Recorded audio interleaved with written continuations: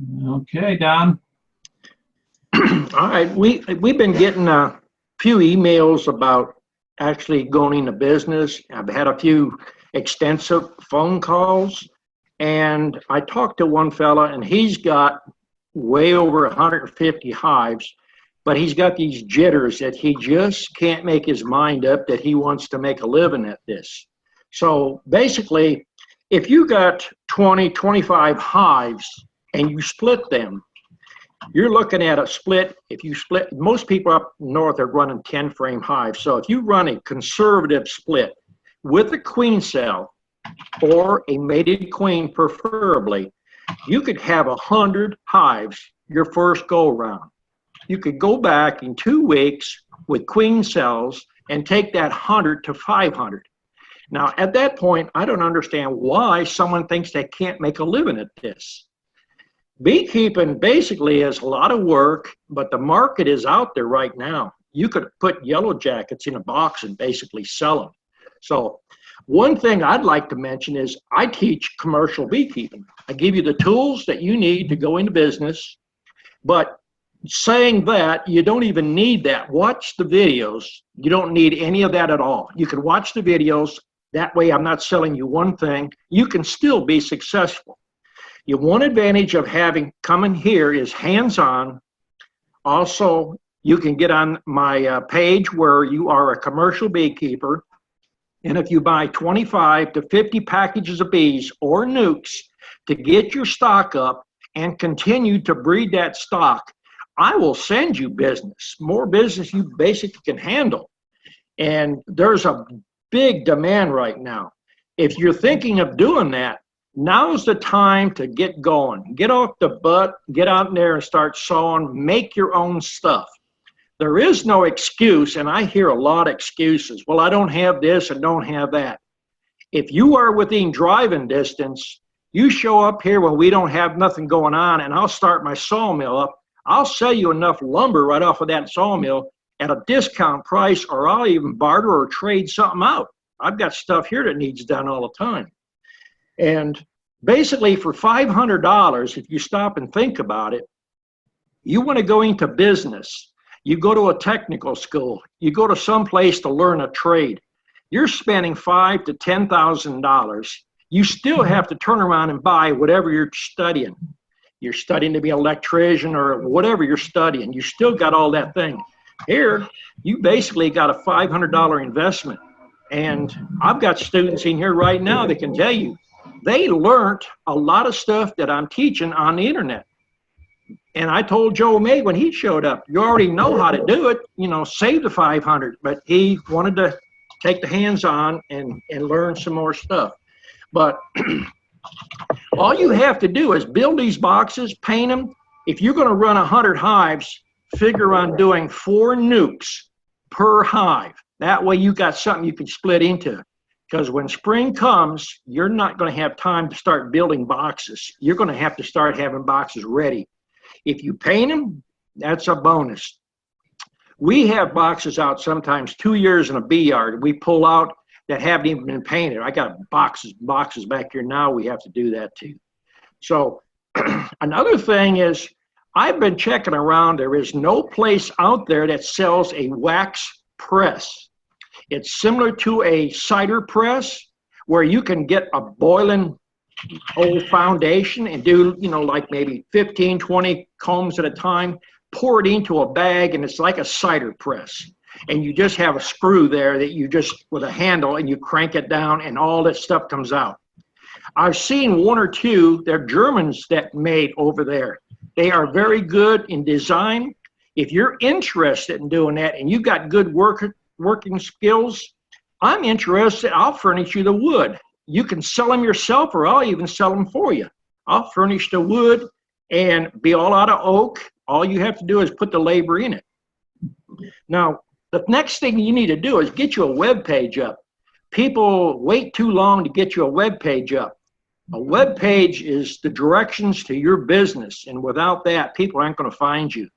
And if you are a student of mine and you bought enough for the bees, 25 or 50 or nucs, whatever, If I've missed you, I've sent a list to Mr. E, and he's going to put it on my page where people can find you. If all the information is not correct, be sure to get a hold of him and correct the information, because I've got a few of them that I've got their location, but they didn't get their mailing address. Now, if you've got any questions on any of that there or anything else that's bothering you, I've heard a couple of people saying that, they're not seeing eggs in their hive now. I just had one of my students going through some hives now. We got 4 and 5 frames of eggs. So if you're not getting eggs, more than likely you're getting backfilled with honey. So you need to start rotating some boxes around. I'll open up for questions. Everybody's being shy right now. Nobody's got their hands up yet. Remember, free gifts now. All right, Paul's the first one. Go ahead, Paul. No, let me unmute you. Hold on. There you go. What do you think about using quilt boxes for to take care of the moisture? I personally don't like them. I wouldn't use them because what it's supposed to do is absorb the moisture. And when you get moisture above the hive, it's just going to radiate down through the hive. It's like putting your beehive on a cement slab, it freezes and it radiates that cold up. It's like setting your box on an ice cube, basically. That's my opinion, though. But if people want to put a quilt box in there or wrap their hives, I've heard people, I've talked to a guy in Wisconsin, wraps his hives up with tar paper, puts straw bales around there, and he's losing 50 to 70%. And I think the biggest thing is they're smothering, they're getting moisture in there. They have to breathe. So keep that in mind. The hive has to breathe. Yeah, I really don't see the sense of a quilt box because all you're doing is keeping the moisture in the hive. Well, moisture in the hive, if you remember, I've done a lot of videos out here on drilling the boxes, and I've had students come here and already see several boxes high with a 1 inch or 1 1/8 inch hole with a piece of screen over it. If there's too much moisture right now, this is October, and I've looked at several hives, they're starting to propolize some of the screens. But, if there's not enough moisture, the moisture itself will kill the bees. They know how to regulate that. Yeah. All right. Thanks. All right, Joe May, go ahead.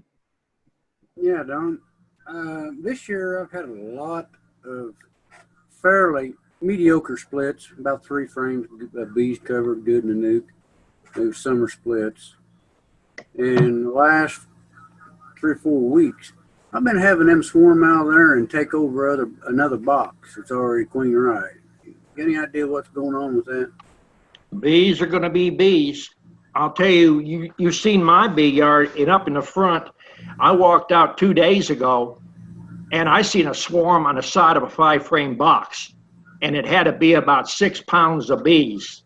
So I went out there and I went through it, and guess what I found? I found a black queen with a hot pink dot on her. And I haven't marked queens in years. Plus, I found 2 other orange queens in it. So I caged those up and put them in another box and shook some bees in there. So this year, I'm getting swarms later than normal. Bees are just acting a lot stranger than they have been. And it's been that way all over the country.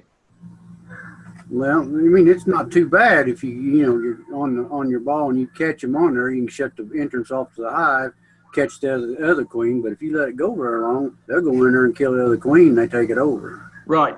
You lose it. You lose it. So that's the number one reason I show students in all my feeders out there. I keep extra queen boxes so I don't have to run up to the house. I just open the feeder up. In the back of the feeder, I've usually got 2 or 3 queen boxes in quite a few areas of my bee yard. If you cage that queen, if she flew out, more than likely she's mated, and the ones that I seen was pretty big looking. So cage them up, put them in a hive, shake some bees in there, and then you can either close them up if you're leaving them in the same yard for 2 or 3 days, add a frame of honey if you got it. I had some honey, so I put a frame of honey in each one. If they make it, they make it. yeah, it's winding down here. It's going to be cold starting next week, so it's about over for me. Yeah. That's all I got. Okay. Okay. Ernest, you're up next. Go ahead. Yeah, good evening, everyone, and good evening, Don. The Pro Bee open feeding, what do you think about that, Don? I've tried open feeding of the pollen substitute. I don't see that does a whole lot of benefit, but if I was going to do that, I would put it in either a hive top or, put it off to the side somewhere. Get the bees to go away from your bee yard, at least a couple 100 yards.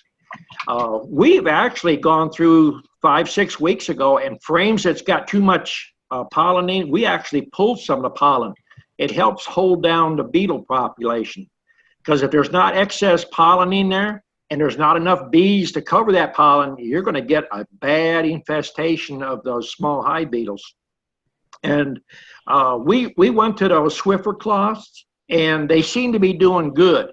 But I did learn one thing. If any of you are already using Swiffer cloth, there's a rough side and there's a smooth side. And we wasn't paying attention. If you put the smooth side up, they don't seem to do as well. If you put the rough side up, they seem to catch more beetles, but they got to be kind of changed out about every 14 days. Okay, and also I made a insulated top to go on those hive top feeders, and I've got a hole in it, so they can still get up to the feeder. But I figured, that little thin top up here in the north probably would get too cold and maybe drip back on the bees. So I put that in between the hive top feeder. What do you think of that? Well, if the moisture can't get out now, it's going to condensate in there. That's the only problem you'd have.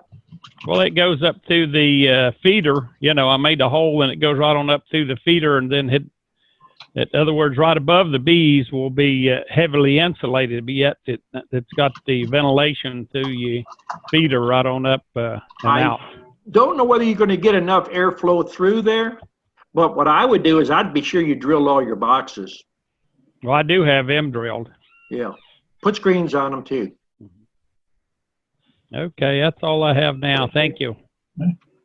Matt, you are up next. Go ahead. I guess our question is, I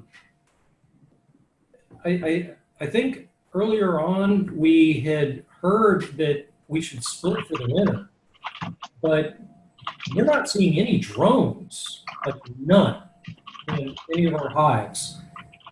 And I don't know, you mentioned like reducing down to nook boxes and overwintering, and I just wanted to get your thoughts on that.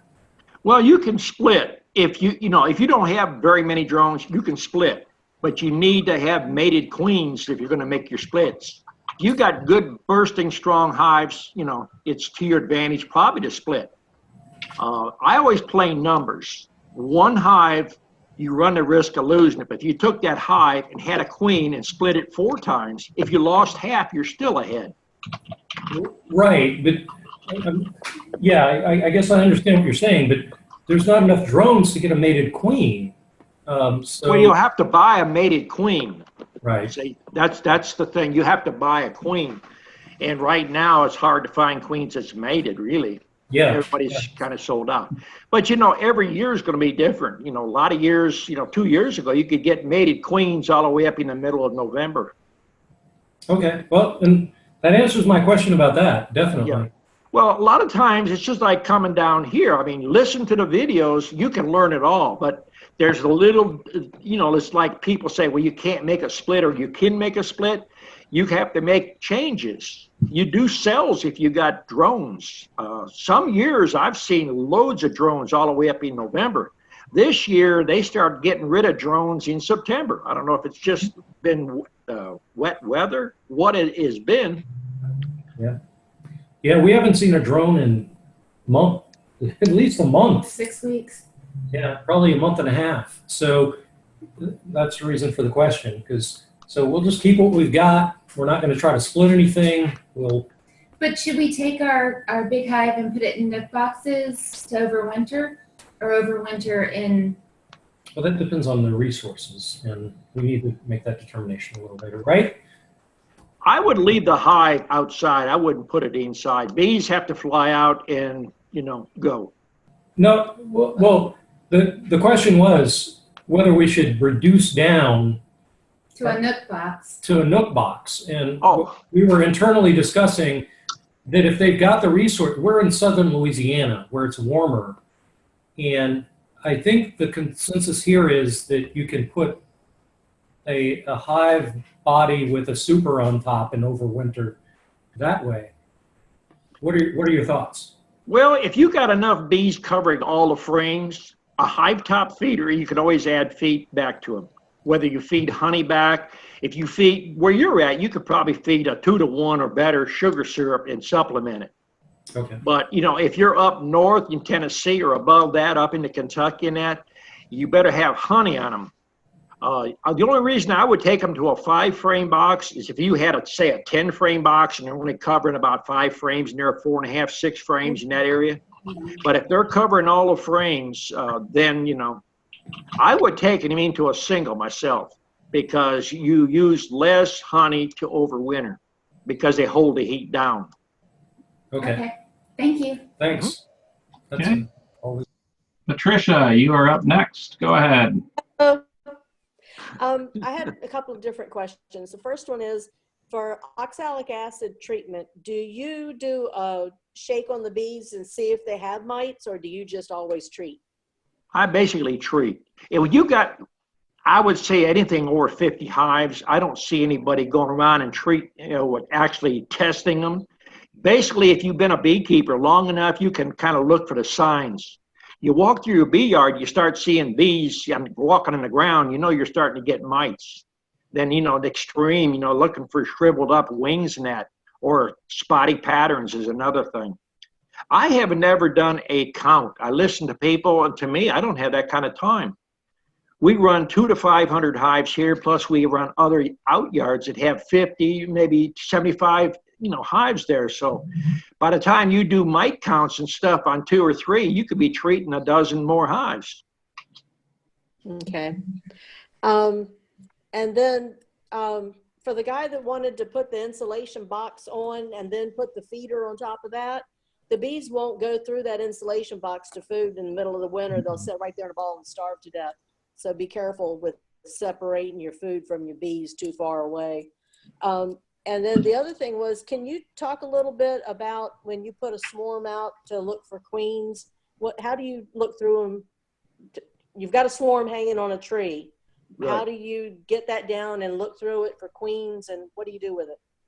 Well, basically, I got cement finishing poles, and they screw together like your handle for your mop and stuff. It's got threads on the end, but cement poles are like pool poles, except they're real heavy aluminum. They screw together, and you can go 5 or 6 poles. What I usually do is, when I see a swarm hanging, I go to another hive.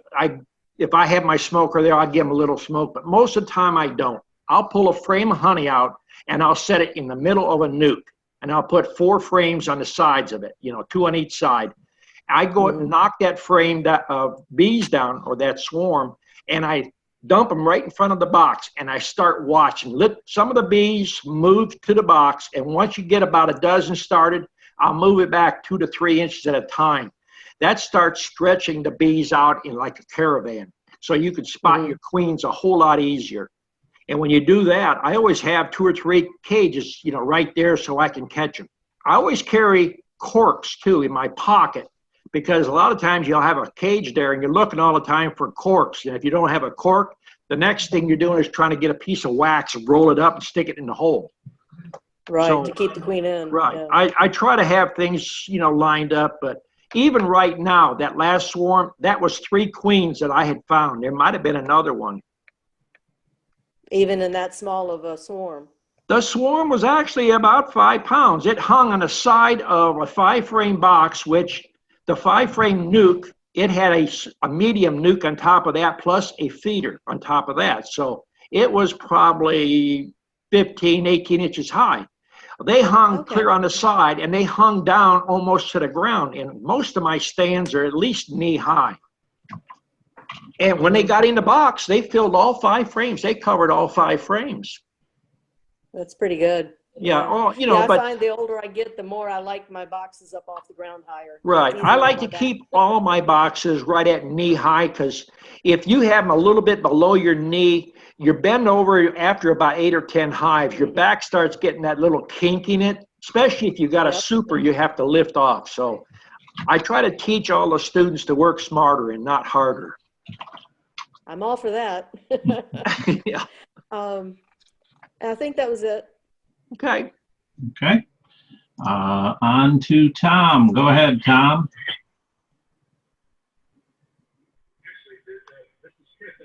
Can't hear you at all. You got to get a little closer. Can't hear it at all. We'll come back to you. All right. Over to Wayne. Go ahead, Wayne. Don, I had a couple of questions. I've got one out yard. I had a random swarm come in, like you were mentioning, in your yard. I hived it up. It's built into 3 mediums. I run all mediums for continuity. And they've still got probably on the outsides, you know, I moved them in and all that, give or take about 9 frames empty to build. And I went in there earlier today and they've got like 16 queen cells. You might have bumped your queen. If you found a queen cells just lately, Yeah, like today. you got any drones? In that particular hive, I saw maybe 3. In my other hives, you know, they're not that many, but there are some. This time of the year, if you got that many queen cells, more than likely you bumped the queen or you rolled a queen. Are you running 10 frame stuff? 8 frame. 8 frame? Are you running 8 frames in the 8 frame boxes? Yes. You're not running spacers of any kind, are you? No. Okay. You wear gloves? Yeah. It's possible. It sounds like you could have bumped the queen, or maybe she never got mated good. Because that's not normal this time of the year. You might get 1 or 2 cells, but that sounds like they're getting ready to up and go. Well, like I said, there was a crud of them in there. I mean, there's cat brood, there's larvae and eggs, but I just can't understand why they've got so many queen cells. And they're in the middle of the frames. They're not hanging from the bottom.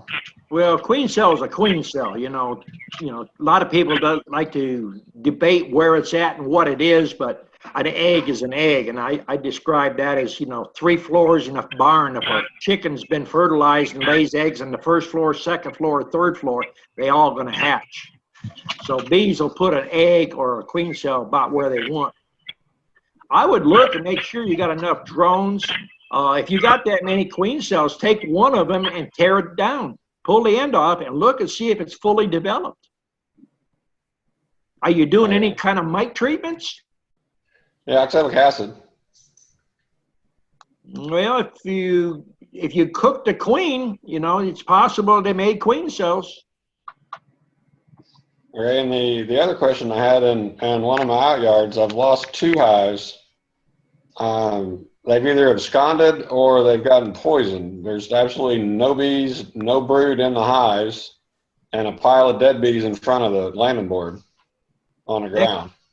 This time of the year, it could be from robbing.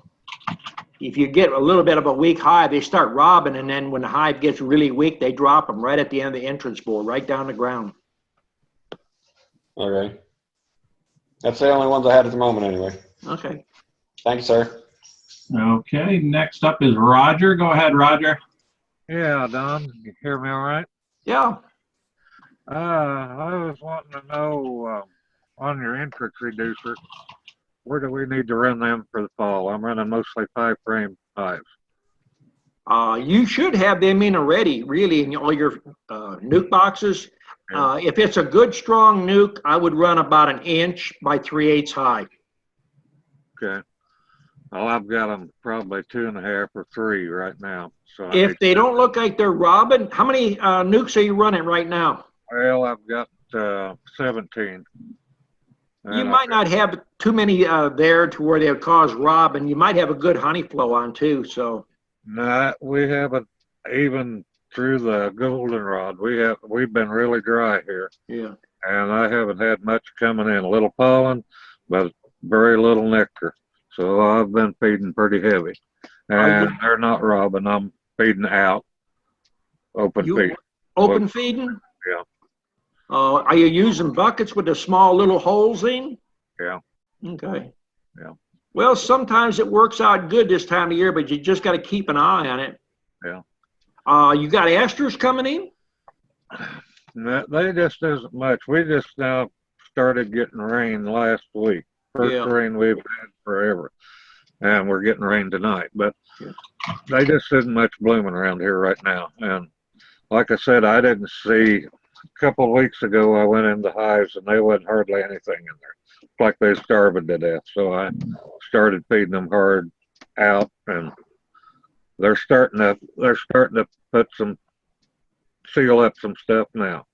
So I don't know. I haven't fed mine over here in about 2 to 2.5 months, but I got a barrel out there, 55-gallon barrel that's got, about half full of sugar, and I just kind of moistened it down a little bit and let the bees just come there. But where I got my barrel is probably 200-300 yards from my bee yard.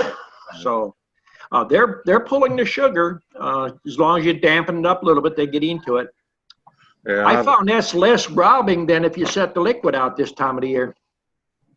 I've got these out, I don't know, they're 600 feet from the hives or so. Yeah. Don't use lemongrass this time of the year, or you will get a bunch of robbing. I learned that earlier in the summer. Yeah, I figured that out. So, but I guess that's about all I've got to right now, Don. Okay. Thank you for what you're doing. Okay, let's try Tom and Chris again. All right, go ahead. Yes. Okay, cool. Good, Chris. Hey, Don. This is Chris, and I'm Tom's friend, first-year beekeeper. I have 2 hives, and next spring, if they both live, I'm going to try to split both of them.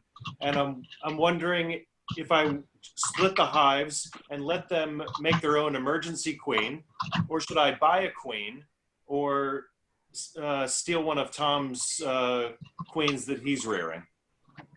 Well, do you want to learn beekeeping, or do you want to keep a few bees? I want to keep a few bees. Oh, well, then buy a queen then.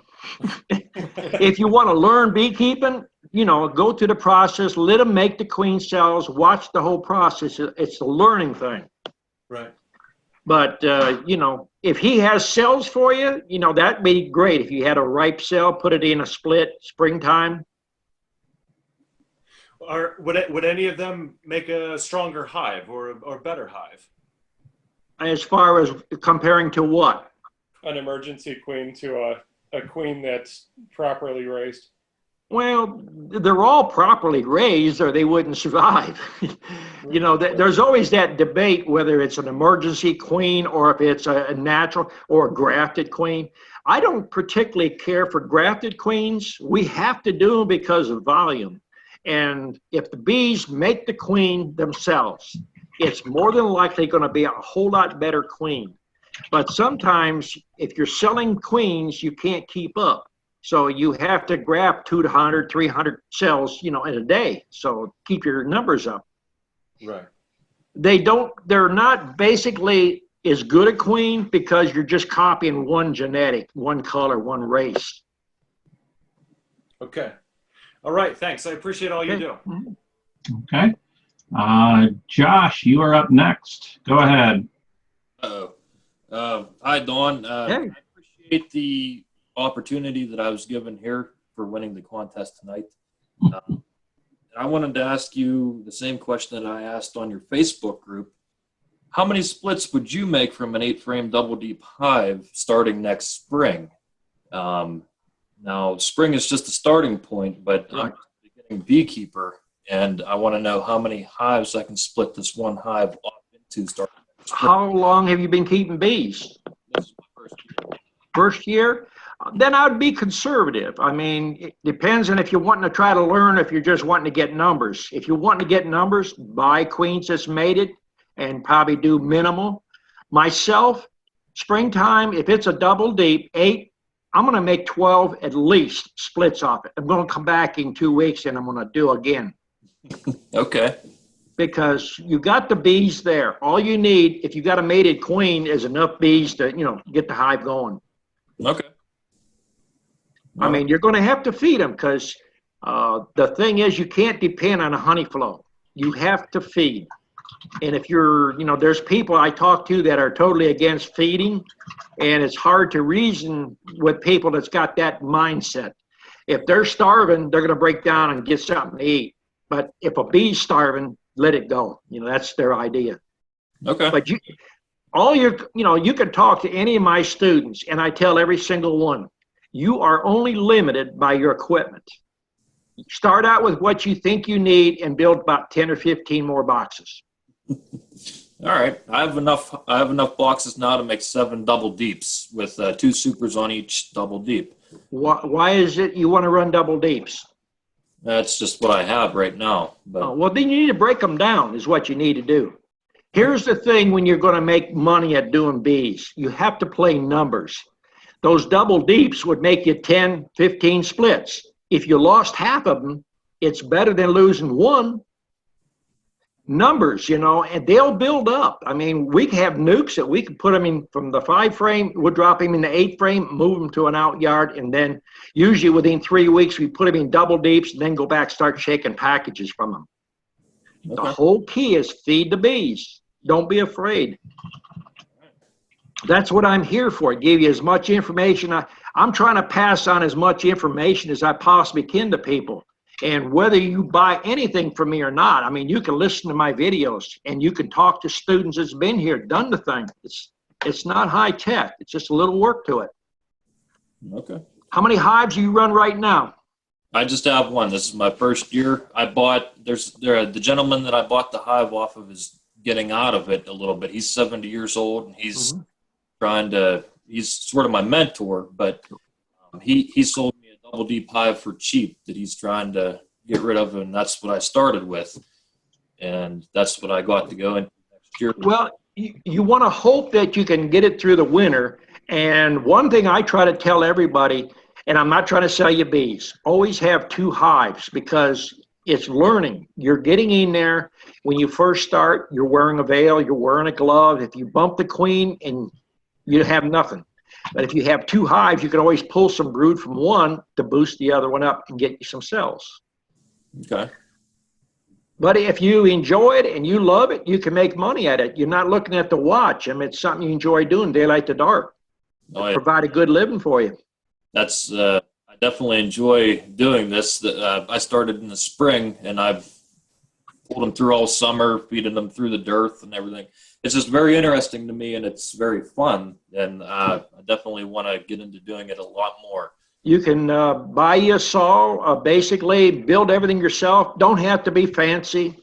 Bees don't care. I've seen them in raggedy old boxes, and I've seen them go out of nice fancy boxes. So give them a place to live, and hopefully they'll stay. Okay. All right. That's all I wanted to know. Okay. Good luck. Hey, thank you. Okay. Anthony, you are up. Go ahead. Okay. Hello, everybody. And Don. I want to better understand drones and that little bit of talk we had. Matt was saying that he's not seeing drones. And then you asked the other person that asked about drones. The queen doesn't mate with drones in her own box. Is that correct? Well, that's what they say, but if you had one hive on an isolated island, I think they would mate. That's why you get hives that are basically inbred, hives you can't work. They usually deteriorate in about 2 to 3 years. That's why I raise bees, believe me, and I bring in new stock to keep the genetics more fluid, where you have a variety of everything. A purebred is not going to do as well. In the typical situation, the way I understand it from my reading is the queen typically isn't going to mate with the drone in her box. She's going to go into the drone congregation area. So are you thinking that, is that right or not? I hear people talking about that. I've never set up a drone congregational area, but you know, if you Well, got virgin queens flying out, the pheromone, you know, I've got beekeepers around me within a circle of 5 miles. There's probably 20 beekeepers. Sometimes a bee will fly out as far as 4 and 5 miles to mate. well, I see it mentioned, and I wonder how the hell do they know where it is and how do they find it? But I guess by the pheromone and whatever. So I was just wondering from when they said that. It's my understanding that typically the queen doesn't mate with the drone in her box. And they go to these drone congregation areas. So my question was going to be, are you thinking that they're not seeing drones in your box? There's probably no drones in the other areas. So there's no drones, maybe not enough drones left in the area from anywhere to successfully mate a queen. Well, one thing I've learned over years of doing bees, and I listen to a lot of people saying they run all the drones out. Do you think nature's going to cut her own throat? They're going to leave some drones in some hives to replace themselves. They have to. But, you know, a better mating of more drones is a much better situation to have. Yeah, sure.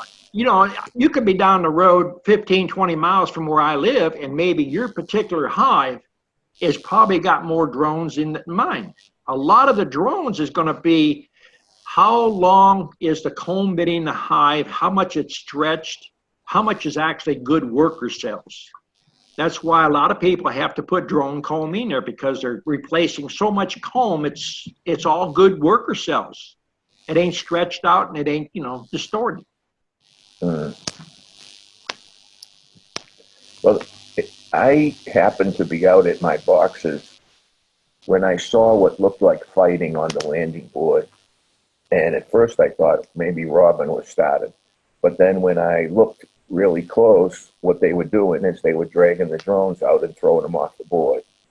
But I know that hive, they took a lot of drones out of there. But when I go in that box, I still see drones on every frame almost. So, like you just said, I don't think they're going to eliminate every single drone. You know, if you've got an area where there's a lot of drones in it, consider yourself lucky. Although I'm not going into a cold winter here, so but they threw them out, but there's still definitely drones in my boxes. Well, Matt's down in Louisiana. He's probably got a different situation than Joe May up there in Indiana, and people in New York. He's probably got a different situation there.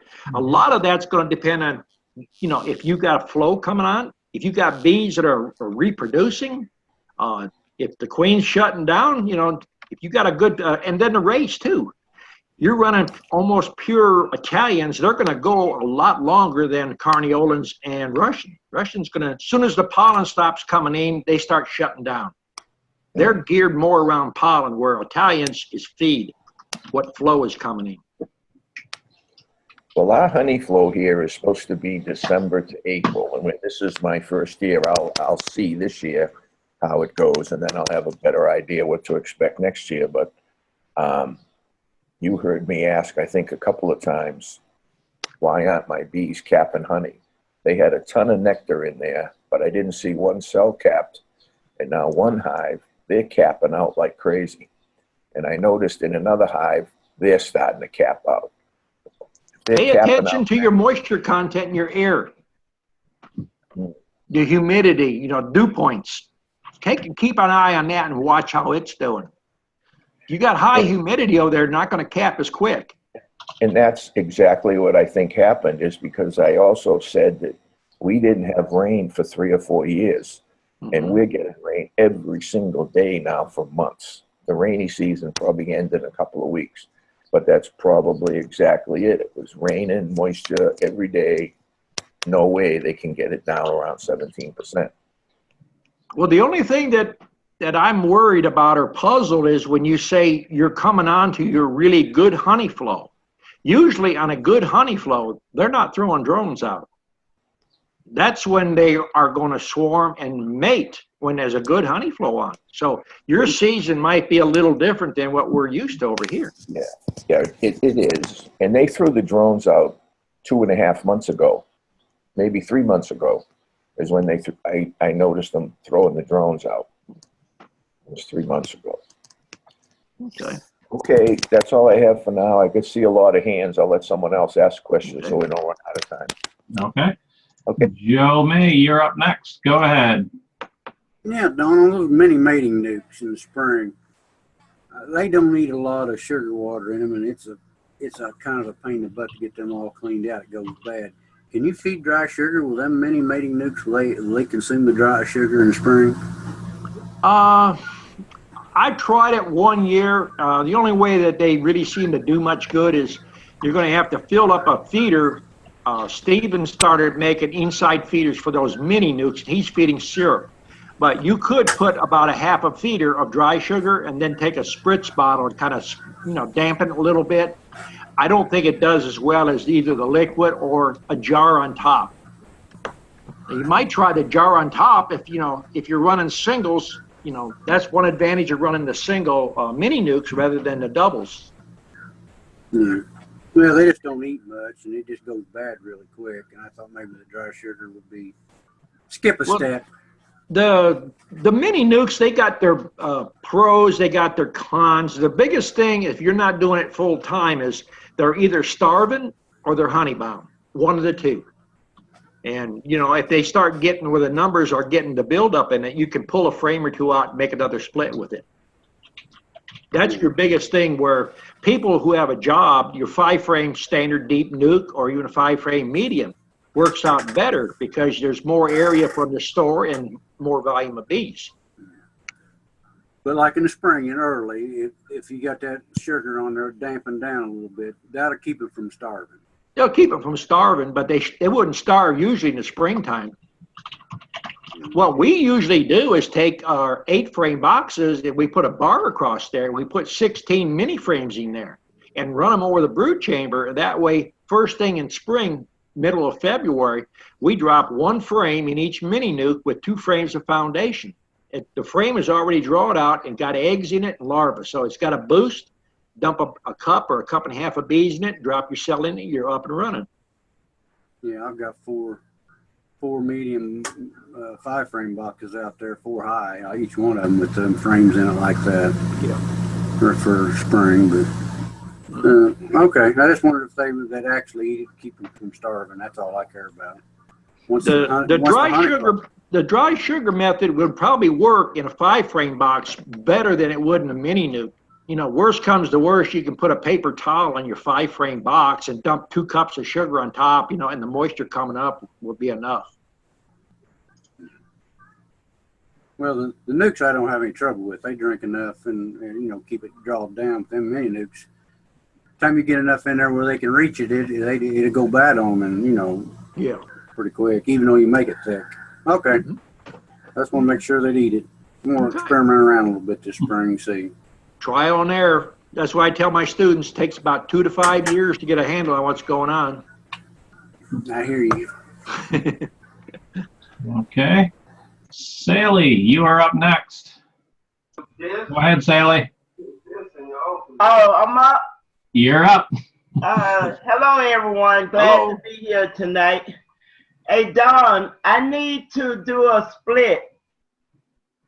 Do you have a queen to put in? No. Don't make a split. I know I got to get this queen first, but I'm trying to see, is it too late? Because this hive is very, it got 3 brood chambers and then 2 supers. And it's all, it's full. I'd be careful. I really would. If you got a mated queen and you buy it from someone who you trust, right now you have to watch. There's probably no queens out there to be had right now. So if anybody says they got a queen, I'd kind of question it. Because all of your big commercial people has been out for 5, 6, 8 weeks. Right. What is his name? He still got bees. Bee yard or something. Barnyard. He say he still got queens. Well, if you trust what he's got, you can try it. Yeah, I got one from him before. Yeah. And so I was just trying to see, since it's October, and is it too late to try to split them? How many years have you been doing bees? Well, this is my second year. Last year was first. Personally, with your experience, I think I just leave the hive go and hope for cells in the springtime. I don't think personally I would take a chance. If you had 4 or 5 years experience, I believe I would. If the hive is as strong as you say it is, and you could get queens, I'd split it 3 or 4 times. Yeah, it is strong. Them the ones that ate me up. Oh. If that's not one of the queens you just bought, is it? No, this is the swan. I caught this swan during the summer. Not the summer, begin like March or April, I think. I think I would wait till spring myself. Okay, I feel that I can do it, but I wanted to ask you tonight. Should I do it? Yeah. If you split it, you're going to have to plan on feeding it a lot too. Well, I don't have no problem with that. Yeah. Okay, then that's what I wanted to know. Thank you. Okay. Okay. Next up is Ron. Go ahead, Ron. Hello. Hey. We can hear you. Okay. How you doing, Don? I'm doing good.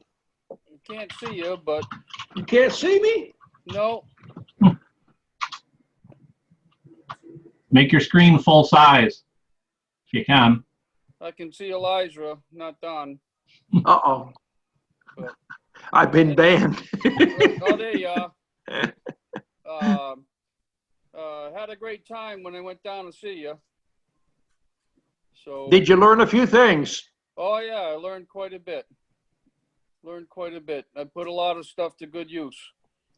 A couple questions I had. I started feeding quite a bit, and then they started filling up. I noticed, like you said earlier, the queen stopped laying. Should I take some of that out and readjust it so that way they start laying again? Where you're at, I don't think I would. You got a cold area where you're in. I would wait. Do more experimenting next year. Save your stock. Okay. Yeah, because I got some brood going. I got a lot of young bees in the hives. I had a couple of hives that got robbed. I couldn't stop that. I went in a couple one day, and next thing you know, I know that the weaker ones got robbed right out, and they were gone. You have entrance reducers in good? Yeah, I had them in good. They were just the weakest one. I was gonna move them into and combine them, but I know you had told me that you don't combine, so I didn't combine them. So I said I'll try to make them through the winter with the small cluster, but I never got the chance to see what they would do. If your cluster is the size of your fist, and you got food in there, they'll make it. I've seen small clusters go through the winter and just bust out by February. I've seen big clusters the size of a basketball that didn't make it because so many bees, they just ate all their stores up fast. Yeah. So it's something you got to play by ear. That's what I was thinking. I think I probably did, I had them all on the same row. There was 2 of them that were too weak. They were weaker hives, and I probably should have went and did 1 or 2 on that row, and then gone back to them another day and probably. Are you running different colored boxes, or are they all one color? They're different colors. Okay. So I probably did too much and had too much of the honey odor out there that day, and started a robbing frenzy over there. Some years you can split a lot later in the year, and some years you just can't. And I think this last year and part of the year previous was just not great years. Mm-hmm. We didn't make any excess honey at all. I think we pulled 3 months ago, I think we pulled 600 or 700 pounds, and that's out of 2 yards. I mean, and we left honey on the boxes, and that's nothing. We usually get, you know, a ton or two right here at the house. Yeah, I did better this year than last year, although. And Everything depends on that weather. And a lot of people around here saying they're not doing well at all, but it was later in the season. Right. But I'm going to leave more on this year than last year, though. So, but I finally got the chance to get on the chat because every time I tried to get on, I had something to do. Well, if you want to sell bees now, this is where you get. You get in here, get you a web page up if you don't have one already, and then buy some stock. That's the next thing. Get some stock so you have my stock up there. I'll be down in March, early March, to get some. And I'll send you all kinds of customers. You know, we get calls every day for queens and that. We've been sold out for a long time already, probably 2.5 months now. Yep. But I'll be back in March. Okay. Okay, Patricia, go ahead. Hello. I thought of another question for you. We're getting ready going into spring, and other than your students, just as part of your business, how do you get qualified or competent help in the bee yard as far as it's involved in the bee yard? How do you get anybody that you can trust? Well, one thing, if you're looking at it that way, what you have to do is you don't run a school at your bee yard.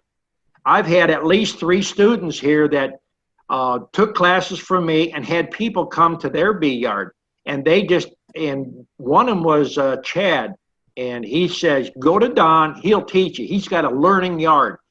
He said, I don't want people in here messing my stuff up. So when I teach, I have to figure you're going to come in, you're going to mess up.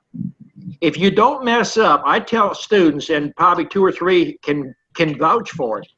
I tell a student here, if you make a mistake, you're learning something. If you follow me around and do exactly what I'm doing and you don't make no mistakes, you leave here, you ain't learned a thing. All you're doing is copying what you see. I want you to understand. I'll take students and say, use your hive tool this way. Don't do this, don't do that. And, you know, I'm not being criticized. I'm trying to teach them to be a better beekeeper. So unless right. No, I you understand that. I'm talking about for working in spring, and you're getting ready for your spring build up to get your nukes ready for sale, and it's just you, and you want to look for employees or some help to get the things all up and going in spring. How do you find competent help? When you find out, let me know. I mean, okay. the thing. I've worn out my Leon. He's about to give up on it. He's wore out. The thing that you find out when you pay somebody, they're not there to learn or help you. They're there for a paycheck. That's why, you know, if you listen to some of the students, they'll tell you, it's like Tom Sawyer here. They're paying me to paint my fence. So they are here, they're trying to learn something. They want to do something. The people who you pay, they're looking at their watch. It's break time, it's lunchtime. It's break. Like a one-day field day. Yeah. Yeah. I haven't thought about bringing them in and doing like you do. I didn't know if I wanted to get that invested in it, but what does John Mays do for his? Does he get help, or because I know he has students, what does he do? I think he probably does like what I do. I charge him $100 a day if they want to come help me. What do you charge, Joe? Is it worth it? Sometimes it is. Sometimes it's not. That's what I charge, $100 a day to follow me around. Fix what they did. Do what? I charge them $100 a day to follow me around. I lose that much time. Well, that's something. And so, do you put them to work and say do this amount of this and then go back and see what they're doing, or do you have them follow you around? I'm trying to figure out how to get somebody that is useful that I can say, you go over here and do this, and we'll meet back in a half an hour. That ain't gonna happen. Yeah, it's pretty hard to. Usually, when you're teaching somebody, they know absolutely nothing. And you might be able to get him to go down through there and you're washing feeders out or something. Show him how to wash feeders, and you know they wash feeders out and things like that. But Yeah. Most people Not somebody, you wouldn't turn them loose in your yard. No, because I don't have a learning yard here. Well, I don't want to be the mistake learning yard. I want trying to figure out how to get some useful help, you know. Well, and I think that's a problem. There's 3 or 4 students that's in here right now that's been in this yard, and you can ask them. I watch them work, I show them a little bit, and then I watch them work. What? Mute Joe. Yeah, Ernest. Anthony, want to add something to that? Yeah, maybe. Pat, do you have a university near you? We have Old Dominion University in Norfolk, and it's world famous. They're doing bee research and stuff, but their students, they don't want to come out here and work. They want me to go work for them. Oh, okay. You know, I was going to help too. Yeah, That's 'cause I a was good just going to idea. recommend maybe if you get a college student that's majoring in entomology or something, you'd have somebody that was really interested and would be more into it, and someone who that's a good just idea. started. You might try Boy Scouts or Girl Scouts. Well, then you got to give everybody protective equipment when you get children in. Well, you know, that's up to them. That's optional. Yeah. Well, my husband keeps saying to put the grandchildren to work, but I can't get, they want me to pay them a lot. Well, that's the thing. You know, you run across a lot of people in the bee business. They have knowledge, but they want to take it to the grave with them. And the ones that's out there that's trying to teach or do something like what I'm trying to do, then you have all these people coming in with all these different angles and stuff, and they want to change everything. You know, I have people come here, degrees might be fine, but I try to tell them, my bees can't read and write, so master beekeeping certificates doesn't do you no good. So that's a good point. You know, you have to teach them to be self-sufficient. If you get somebody, you know, my problem here is I get people up to where they are of use to me, to where you could turn them loose in a bee yard. So once they get to that point, they open their own business up.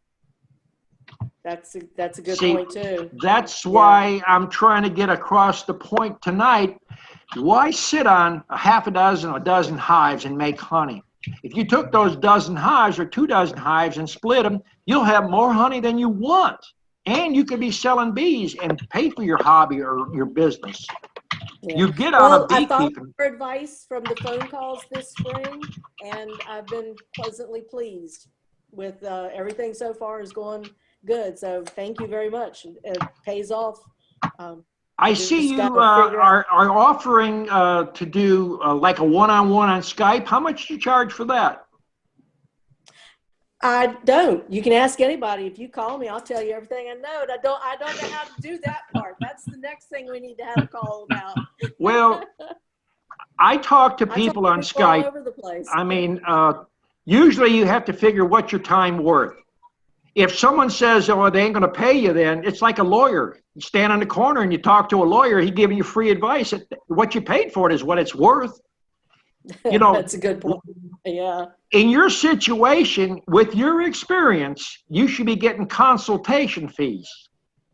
I charge consultation fees to when I go someplace and give somebody my opinion. Don't do nothing. Change this, do that. That's all I do. You don't want to pay me? I'll stay at the house. I mean, that's a good point. I've got to get a little stricter on that. You have to. I mean, it's just like what I'm doing right now. I could be making money doing a Skype one-on-one to bee clubs, and I do. I done one in Kentucky about 4 months ago, $250. I sit right here and talk to them. And you could be doing the same thing. If they don't want to pay it, figure out how to do that. There's books out there, there's DVDs. Yeah. I mean, I know how to Skype and all that, but I don't know. I guess that you just have to figure out how to tell people that I know that my information is valuable. I just don't know how to tell you to pay me. Well, I never realized, that I was valuable. Believe me. Yeah. I stood around and talk about bees. Anybody would stand there and listen to me, I would talk to them. And, my wife said, if you could just get paid for all that BS you stand around, and now I get paid for that BS, so you got to get to the point where you got to realize if I'm standing there talking to someone that's why I don't sell honey. That's the number one reason. I used to sell honey here. People drive up the driveway. If I charge $50 for a quart of honey, I'm losing money. There's no one going to drive up my driveway and said, here's $50, turn around and leave. I'm selling it for 20 and 25, and they stand there and waste my time for half an hour. They want to tell me where they had bees. They want to tell me about their problems. So how do you make money? You have the road sells it for cheap, or why are you so expensive? Yep. That's what I'm trying to teach here too. Joe wants to add something again. Go ahead, Joe. Hey, Don, I had the bee inspector here today, this spring, and she's a real good girl.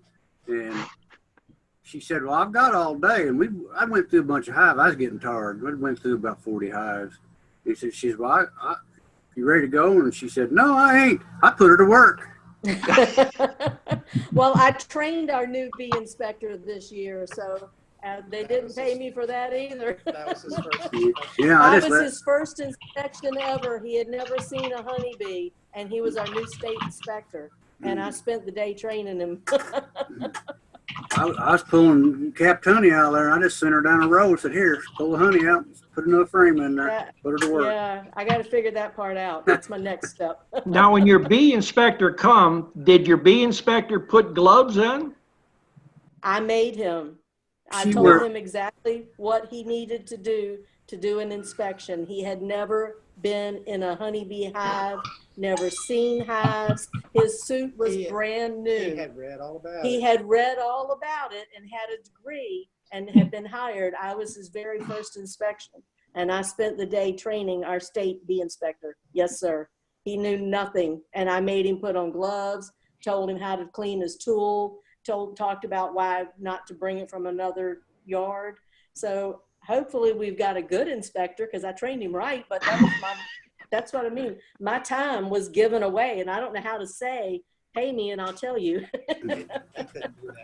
He couldn't do that, but we have people all the time. And now we do school in the spring, and I'll do a field day, but I don't charge if somebody wants to come and do a field day here. And I don't know how to, I guess I need to set up a sheet that has services and charges and agree to that. Does your husband work yet?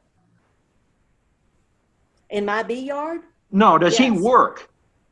Oh, no, he's retired. Oh, okay. He had heart failure a couple of years ago.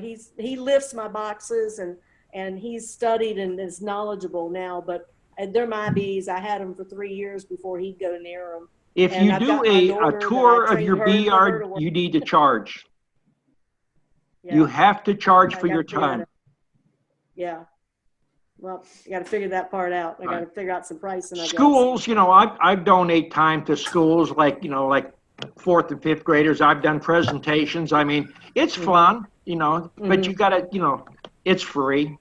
But bee yard, you have to make a living at what you're doing. So you don't have to buy your stuff. If you can't build all your own stuff, you have to buy it. You have to pay for it. You have to pay for that sugar. It's nice if someone comes and does a tour and you make enough off that to buy enough sugar to feed, for the next 3-4 months. No, I make enough sugar to feed them tomorrow. You know how it is. That's a big expense. Sugar's a big expense. It is, because, you got to feed them. If you don't feed them when there's no nectar flow, you don't have bees. So, my first couple of years, the bee inspector came here. She suited up, with them big suits and veils and everything. I've got her trained now. She don't even suit up when she comes to my yard. Well, this boy was scared to death of bees. He didn't know what to do. And it was so funny. He had his suit and his gloves and everything, did all the inspections, went over to his truck and put his hood back, and one got him. So, some lessons are hard learned. But thank you for the info. I've just got to figure out that pricing thing and start doing that, because I'll talk to anybody about bees. if you get an inspector there, never let them wear canvas gloves. You know, I stop my inspector right away. And the next thing you want to do is ask them what hives they want to check and what frames. When you see a bee inspector go to your hive, open it up, drop the box, and then go right to the middle and pull that middle frame out, you're going to lose queens. And I had a run-in with ours here, and now he's real nice about it. I told him, I said, one guy, you got breeder queens there. That's real knowledgeable, but real clumsy. And so when I first started keeping bee, the club was like, if this guy comes, you open the box, you handle the frames, and ask him what he wants to see, but don't let him touch your bees. Right. And so they're heavy-handed. They don't know. And it's not their bees, so it's not Right. their money. It's not pocket. It's not that queen that they paid. You paid $250 or $350 for. They rolled up the side. Right. Yeah. Yeah. But thanks. That was it. I just got to figure that part out. On to Tom and Chris. Go ahead. Hang on. Why aren't you unmuting? Got it. There. Got it. Hey, Don, I wanted to find out. I've got some hive top feeders that I'm going to let empty out now going into the fall here. Should I leave those on over winter or should I pull those off? I leave mine on all winter. And for just the plain fact, if you got plenty of honey in there, you got ventilation in there. If they're the right. type of feeders that I have on my plants, they're ventilated. So they get vent, you know, you vent the moisture out. And you can also lift the back of your hive up if they feel like they're getting light. From November to February, you feed honey back, and you feed honey the way it came out of the hive. You don't add water to it. If you add water to honey, you'll ferment it. Would you extract it, or would you? I've got frames of honey that I'm keeping capped. Can I feed those back in? Just drop the frame in? You could do that in an emergency situation. If you have a cluster that's getting weak, you could put it right next to the cluster and hopefully they move on it. But if you got frames of honey and you don't have them in a freezer or you don't have them in a room that's, you know, climate controlled, you're going to have beetles in it. If you haven't looked at your frames of honey in about 5 days, you better check them because they might be slimed up right now. They're all clear. I've already checked them. I was just in them today. It's been 2 weeks, 2 or 3 weeks now. What we do for space and time is we extract and we just put it in 5-gallon buckets. And then from there, if we need to feed, then we just start pouring it. Most of our feeders got 1.5 gallon container in there. So a 5-gallon container, we'll usually get 10 or 15 hives with it. You only need about a quart of honey in there. A quart of honey, when they're on a low amount of stores in there, that's like feeding them 20, 25 pounds of sugar. It just has that much kick to it and benefit. Okay. Then you would have quit. Chris, no. Okay, never mind. Okay. All right. Next up is Eric. Go ahead, Eric. Hey, Don. Hey. So I got a hive over here that's queenless and has been queenless for a little while. So what do I need to do with it? It was a pretty strong hive before this. If you don't have a queen right now, you're not going to get a queen unless you can find somebody who has a queen. Yeah, well, I'm not expecting to be able to do that, so I had to do something else with them bees. The only other thing you can do is put a frame of brood in there that's got some eggs in it. Hope for the best. But this time of the year, you know, well, personally, I don't combine hives. See, they was making some queen cells, but I think it was with a drone eggs, because they're real dark brown, and some of them are sticking like straight out. I mean, they didn't look that good. The eggs was brown? No, the cell was like a real dark brown, and some of them were kept. But I know they haven't had eggs in there in at least 3 or 4 weeks. The cell color could be because of the comb. You got older comb in there, and they're just transferring some of the wax and building a queen cell with it. Yeah, the color doesn't normally mean nothing. Yeah, but they didn't have eggs to build a queen cell with. Well, yet it's got larvae in it. If they got a unfertilized egg from a laying worker, the cell is going to be extremely long and it's going to be thin looking. Okay. Well, I mean, they didn't have eggs to make one with. That's the only thing it can be is that. Yeah, yeah. Okay. Well, I'll tell you what I did do with it. I just took the frames out and took all the bees off of it onto the bottom board and just let them go into my other hives. Yeah, they'll migrate over to some point. Okay, so there's a lot of bees in there now. Do you think I need to put them in a little bigger box, maybe an 8 frame? I'd wait at least 10 days before I did anything, because when you shake a bunch of bees and they migrate in, if they end up damaging that queen, you have another problem. Well, about half of them has already gone in, and now the box is so full, I don't know if you can get more bees in it. Well, how high is the box right now? It's a single. Oh, we'll put a medium on top of it. Okay, I can do that.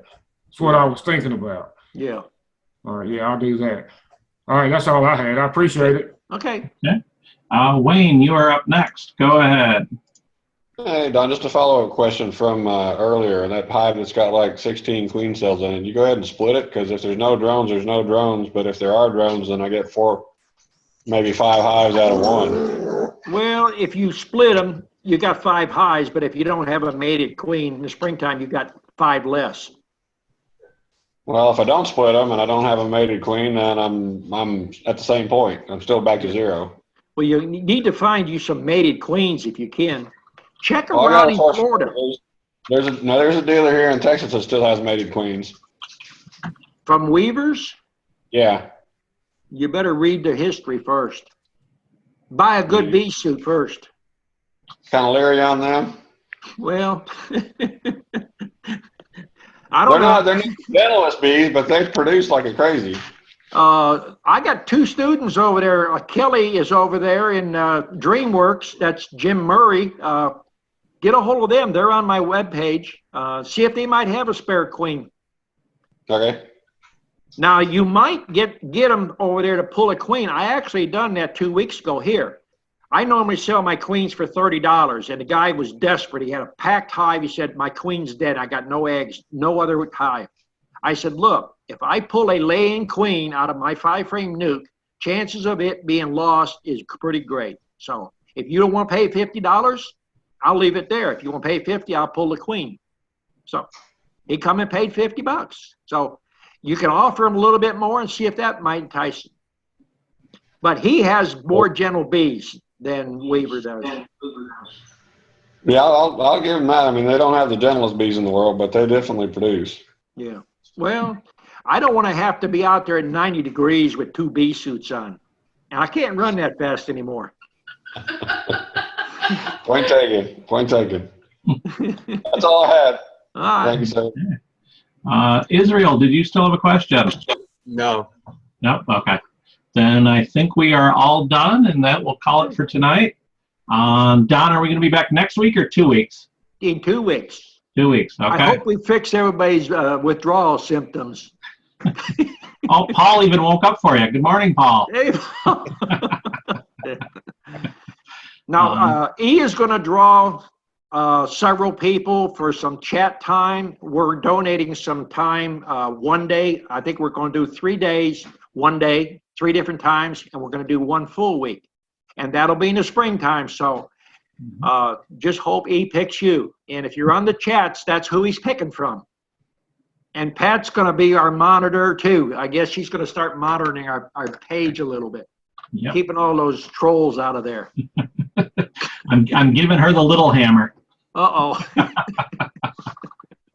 All right, then. Thank you, Don. Thank you, everyone. Appreciate everybody showing up. See you in 2 weeks. See you in 2 weeks. Bye.